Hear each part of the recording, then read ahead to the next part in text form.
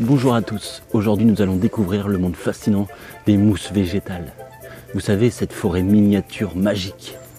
A tout de suite.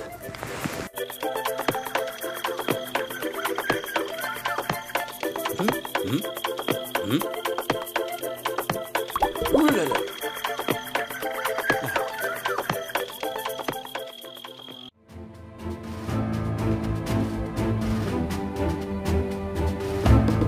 La mousse, ou bryophyte, est née grâce aux algues marines il y a 450 millions d'années.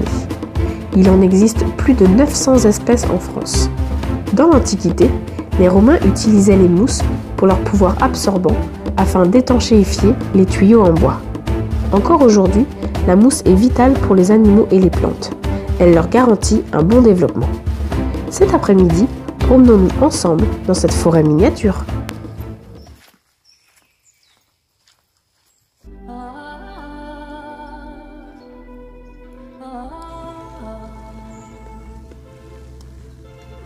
On dit souvent que les mousses se trouvent au nord d'un tronc d'arbre.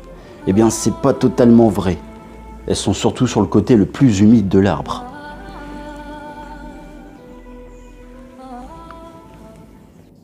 Les mousses sont des plantes pionnières, c'est-à-dire qu'elles sont les premières à arriver sur un site.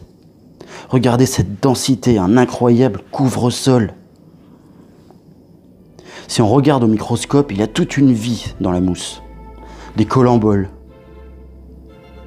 des pseudoscorpions, ou encore des acariens et tant d'autres. Une véritable forêt.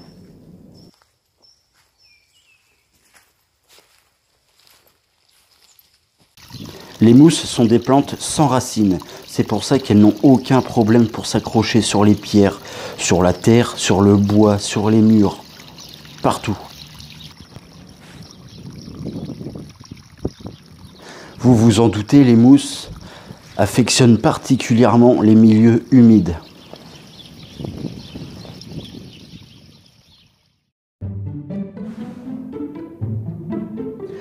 Les mousses sont de plus en plus utilisées comme plantes décoratives, idéales quand vous avez un jardin ombragé, très appréciées dans le style japonais, au bord d'un ruisseau, d'une cascade par exemple.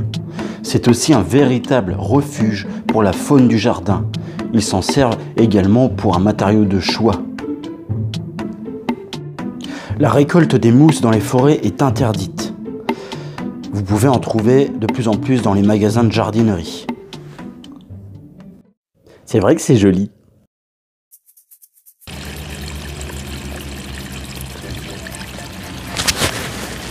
Voilà les amis, si ma vidéo vous a plu, n'hésitez pas à la partager, à en parler autour de vous. Surtout, abonnez-vous à ma chaîne et je vous dis à bientôt sur l'Instant Biodive. Ciao!